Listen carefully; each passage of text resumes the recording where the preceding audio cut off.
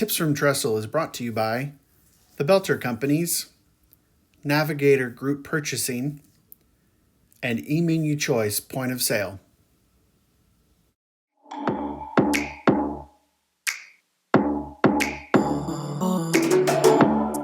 Welcome to Tips from Trestle. This podcast is dedicated to discussing the senior living industry with a unique focus on food, hospitality, and leadership. I'm your host, Aaron Fish. As a 25-year veteran of the hospitality industry, I've focused my work on creating exceptional experiences for the customers we serve. My goal for this podcast? Educate, inform, and inspire leaders in senior living to bring food and hospitality to the front of mind in our industry. Let's bring the innovative and passionate spirit of hospitality to everything that we do, for the residents, families, guests, and employees we serve each and every day. So what are we waiting for? Let's get to it.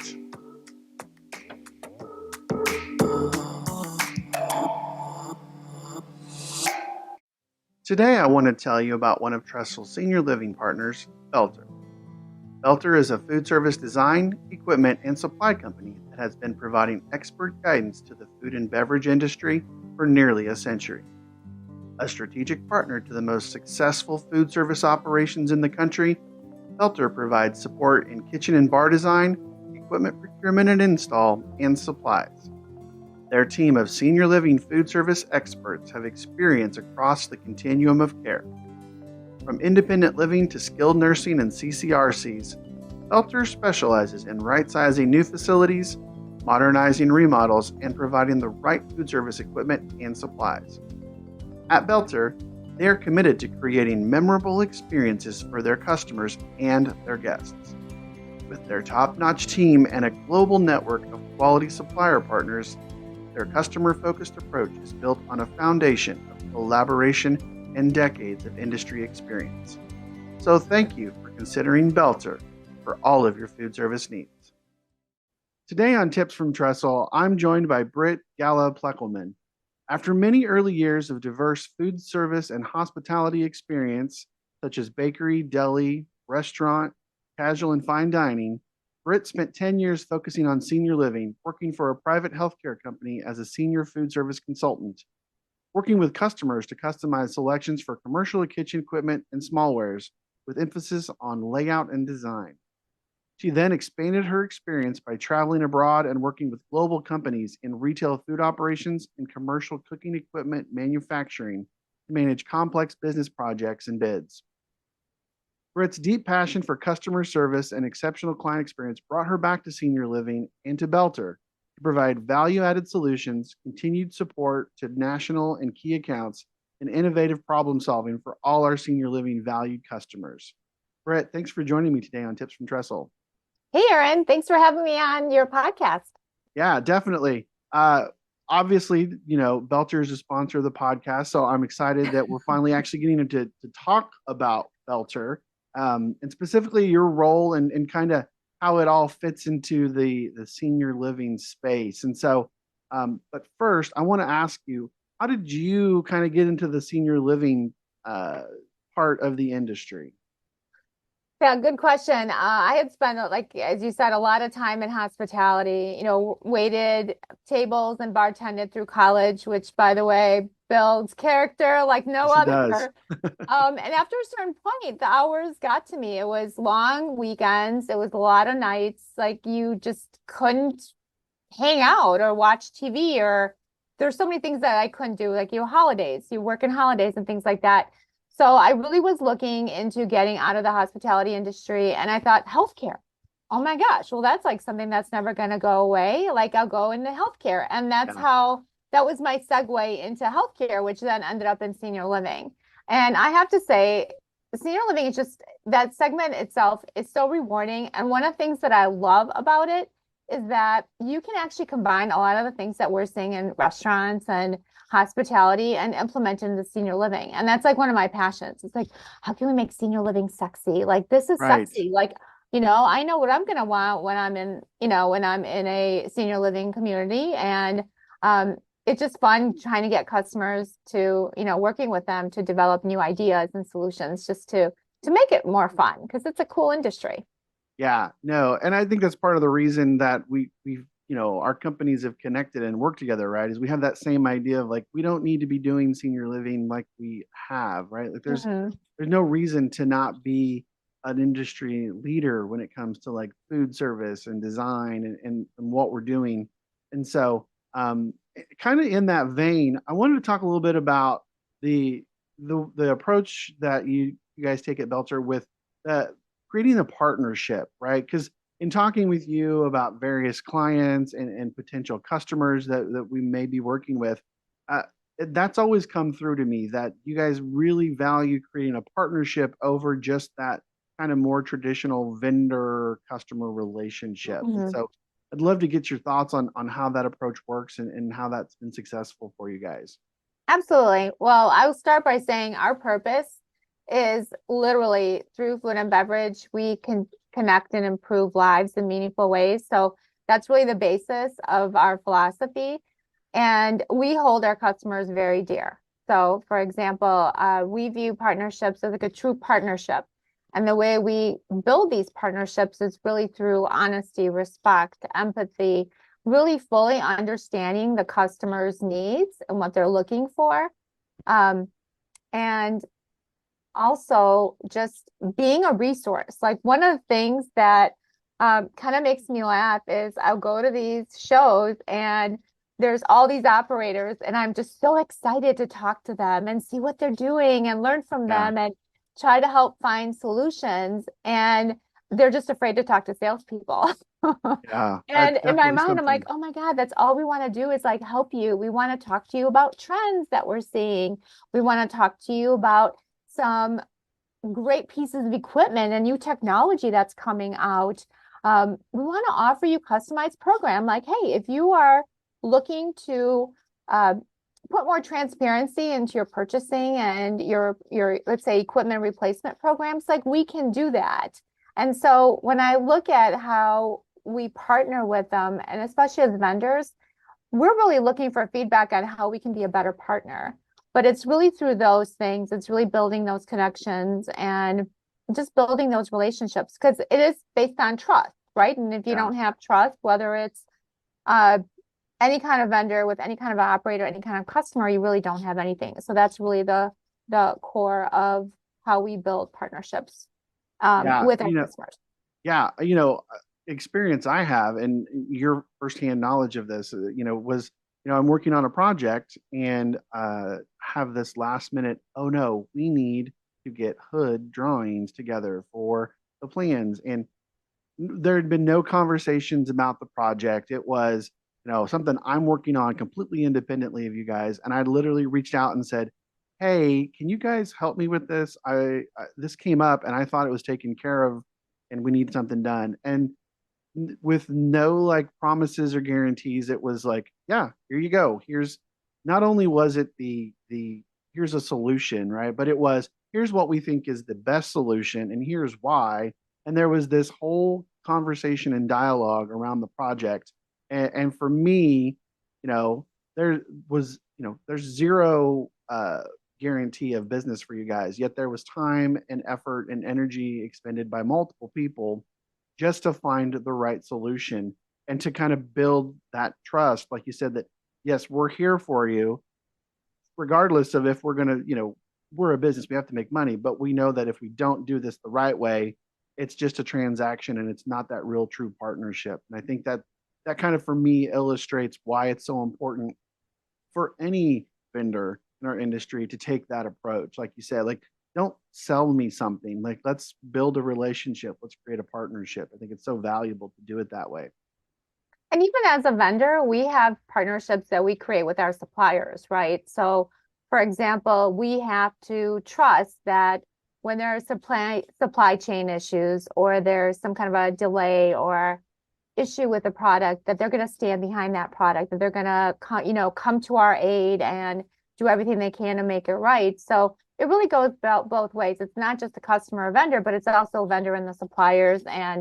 and juggling all that. And we're really fortunate because we have a fantastic team and we have some amazing partners that really pulled together some amazing miracles after the whole COVID experience.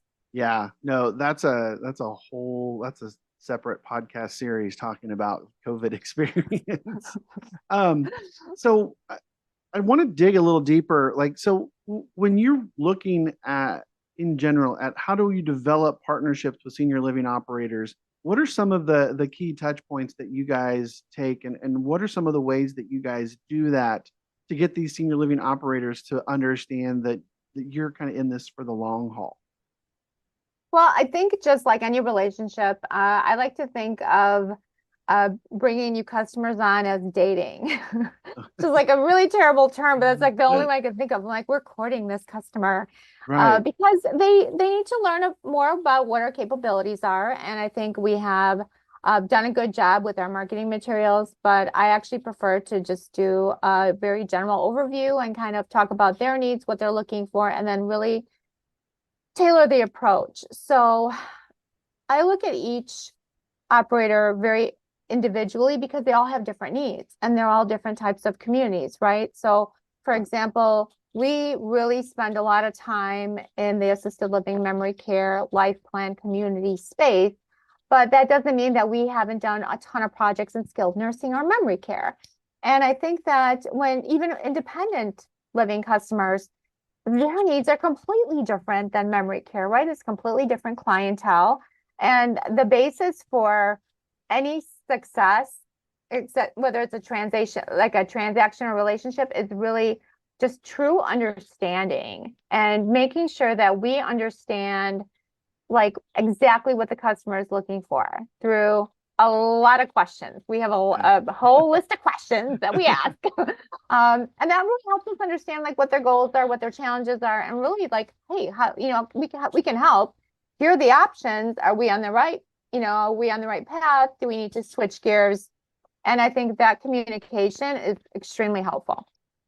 yeah. In my experience, as an operator, I've found that I would tend to lean more into those conversations um, for two reasons. One, obviously, you get a better understanding of what I need so you can provide a better solution. But two, it let me be able to, it was almost like a two-way street, right? Like I could start picking your brain about, well, what are things that other customers are doing? Like, what are things that like you mentioned earlier Mhm. about like trends and understanding that, like, it doesn't become just that partnership of I'm going to buy a stove from you, but it becomes, hey, this is a resource that I can go to. I can say, hey, we're getting ready to do this ABC project and this kind of concept, and I know you've probably worked with somebody that's done that. Like, tell me, like, give me the good, the bad, and the ugly, and help me avoid what could be bad about that, so it can be a more successful project. And I think being able to have vendor partners that can do that and be a part of those kinds of conversations kind of elevates everybody's game, and I think creates better success and more long-term success for everyone. Mhm.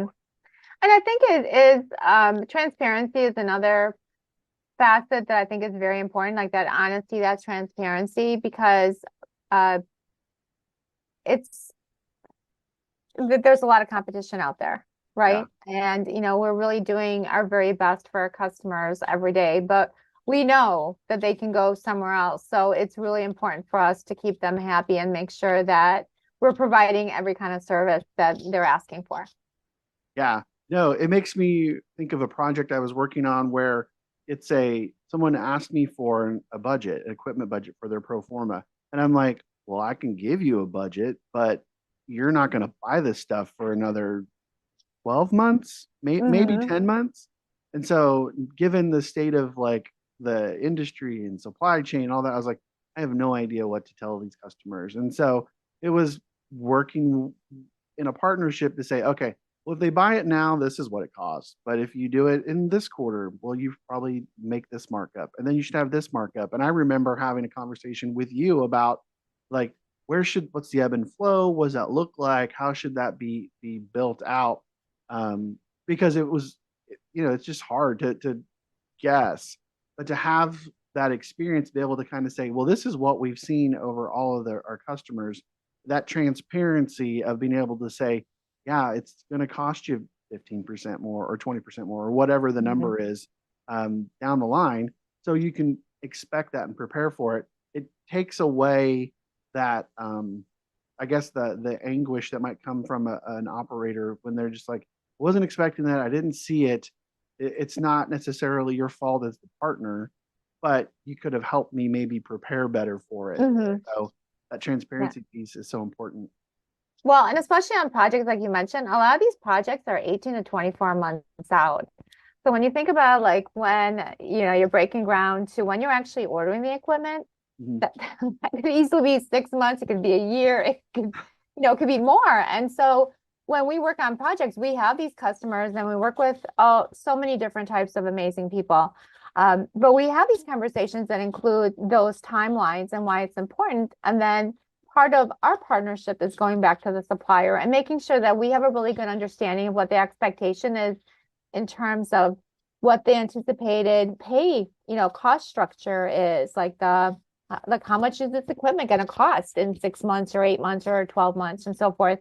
Can we hold the pricing? And it's there's just a lot. It's like there's a lot of stuff going on behind the scenes. Kind of like when people say that, like, I'm a duck. Like, you kind of see me, I'm being so calm on the water, but my feet are just paddling so Right. quickly, treading water so quickly underneath. And I feel um that we do. There's when I think about projects, there's so many moving parts. And that's like the best part though. It's like there's Yeah. so many exciting things going on, but for the customer, we want to make sure that they're as comfortable, have as much information as they need, that they know exactly what the next steps are, because they're investing a lot of money with us and in the project, and we want them to have a very good positive customer experience throughout. Yeah. Yeah. And being part of that like strategy of 18 months out of planning and doing all of that, it's an invaluable resource because I don't, there are operators that may be big enough to put that kind of Mhm. expertise on the team, but the bulk of people in senior living, the bulk of the operators probably don't have a full tool equipment expert on the team. So they got to rely on the experts out in the industry. So Yep, I wanted absolutely. to shift gears a little bit because with your background, having come from other food service operations and cafes and restaurants, and having now kind of moved over into senior living, I'm curious to get your take on what are some of the kind of unique aspects of supporting these operators that you've seen that's different than maybe in the restaurant or in the hospitality space outside of senior living. Okay, good question. I actually see a lot of similarities, to be honest, and I think that because I've come from hospitality and restaurants, I see the connections. I see the similarities. One of the things that is traditionally perceived about senior living is that these residents are a captive audience. Mhm. They can't go anywhere. So you can feed them Right, whatever you want. It doesn't matter. But the truth is that you do have a lot of competition, right? Like, right. so senior living is a lot like a country club or a golf club where you have members, right? So they're just not residents, but they're also members. And I think for a lot of communities, they forget that these members have a choice of where they can dine and spend their money. Now, granted, some uh, communities do have a different system in terms of like a decreasing balance system for meals and so forth. That is another challenge. So Yep. just the fact that a POS system works a little differently in a senior living community than in a restaurant. And so there are some great systems out there, but one of the biggest asks that I get from customers is finding a POS system that actually allows them to do all the different things that they need to within their community, right? Yeah. Because there's also security issues. And how do you tie in all this technology and create a hospitable experience, giving them all the information and options they need, but still make sure that it ties into all these other systems that they have? So I think one is it really is the captive audience, like that you do want to vibe for their business. We want them to dine in your community. The POS for sure. but there's a lot of competition outside the community. And you also understand that the types of residents, we talk about the different generations, Yeah. such an impact. I mean, I will tell you, my dad is silent generation. He's 86, meat and potatoes. I don't think he's ever actually had a vegetable. I don't even know if I could force him to eat a vegetable, Right. you know? But my mom is quite a bit younger. She loves to go out to eat. She loves to stay active. She likes to mingle and be social. And she's pickier about their food, her food. She likes to Yeah. eat your options. She likes to have a glass of wine. And so just like in my family alone, I've got two different generations in terms of types of what these residents look like. And I think that we have to be cognizant that while restaurants are very good at hosting diverse groups, we haven't had the same approach or flexibility in senior living. And I think that has to change because there's so many people coming into the senior living communities in the next like 30 years. Uh, but they have very different wants and needs than what we've seen in the last 10, 20 years for sure. Yeah, I think that diversity, I was talking to someone earlier today about that, right? Like the residents that we're dealing with now are, they're your father's age. They're in that late 70s, early Mhm. 80s range, right? And we hear people talking about boomers all the time. Well, yeah, that might be really the older boomer, but we're still 10 years out from boomers really being in our operations, but Mhm. they have friends that are in our operations. They want to learn more about it. And how do we reach out to that group? And I think what you're saying about having a more diversified mindset around how do we create food? How do we understand what our competition is that, it literally is the restaurants down the street and across the street and down the road from us. It's not the senior living community across the way. Yes, they're Mhm. competition, but when you think about how your food program needs to be, it like you said, it has to be all of the food service within like a 10-mile radius because a family member can always like come pick up mom and take her to Yes. Cracker Barrel or Ruth Chris or whatever it might be. And if your food is bad, like that's going to definitely detract from all of the rest of what's going on in your community. Yeah, But absolutely. And it's really fun to see communities really embrace welcoming family and friends into the community for dinner because it's actually added revenue for them, right? yeah, And so it's for me, it's fun to watch this approach that's just ever changing in food service and beverage. And it's like we're getting there. It's yeah, going slowly, but we're getting there. And I think we will. But that's part of the excitement in my role is that I get to see all these possibilities. And it's just a matter of how can we make it scalable so that operators can adapt some of these ideas, right? Because they yeah. can't call early, and then those that are more open and have more capabilities can accept more. So it's fun working with all the different types of operators and all the different customers, honestly. Yeah. And one of the things that I would imagine this is probably a benefit for you guys is that, senior living isn't your core business, right? Belter Hmm. really, was more in the hospitality and restaurant space and has come into senior living because of obviously the opportunity, but also seeing this kind of trend and transition. And so, um, does having that that more hospitality kind of background as a company, does that kind of tailor and speak towards your approach with senior living operators? Yes, I would definitely agree. So just to clarify, we've actually been doing senior living design for decades and decades. I like to say we've been flying under the radar. Okay. And Yeah. so, because I think when I first came to Belter, I'm like, oh my God, we do these really cool things, all these amazing projects. And like, I've never seen any of these projects. Like, I've never heard of this. And so I think that we've done it previously. We've done like a kind of a mediocre job of promoting all the wonderful things that we do. Yeah. And we have a lot of experts that have worked and designed in senior living in every aspect of that design for, like I said, decades. But you're right. Like one of the benefits that I see is the fact that we work with so many different types of customers that we can pull best practices from these different segments that have nothing to do with senior living and really look at just the opportunity. How can we do this differently? How can we make it better? Is there a way to streamline this? Are there cost savings associated with the design? Hey, does it just look cooler? Maybe it just looks Yeah. really cool, but has the same function and you're not paying a lot more. I think that it provides us a lot of flexibility, having that experience of working with so many other, like you said, restaurant, hotels, hospitalities, business and industry, chains. There's just a lot of great best practices in each segment, and we're trying to pull them all together for our customers. Yeah, no, I was not aware of how long you'd been in senior living. I think you're right. It was because of that kind of, maybe you were under the radar, but um, it's been great to kind of just work with you guys and see that like you said, all of those best practices being able to be under one roof as a resource. And so, um, Britt, this has been a great conversation. If people want to learn more about Belter, how can they contact you? How can they learn more about how you guys support senior living operators? I'd love for you to share that information. Absolutely. We can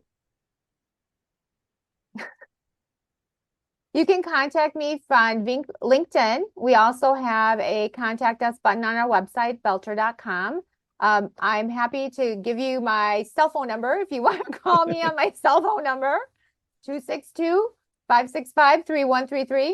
But yeah, give us a call. Like, we're happy to have a conversation and find some solutions for you, or just really give you some direction in terms of what your options are.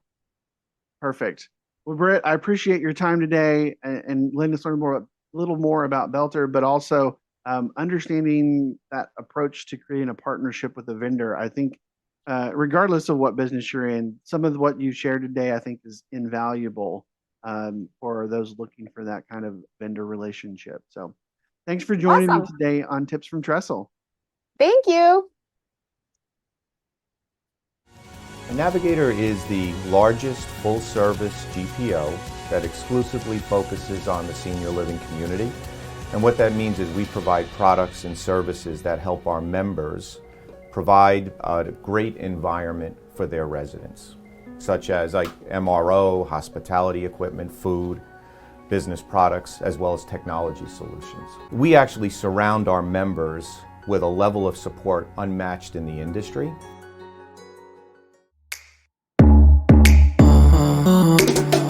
So there you have it, another one in the books. Thanks again, everybody, for listening.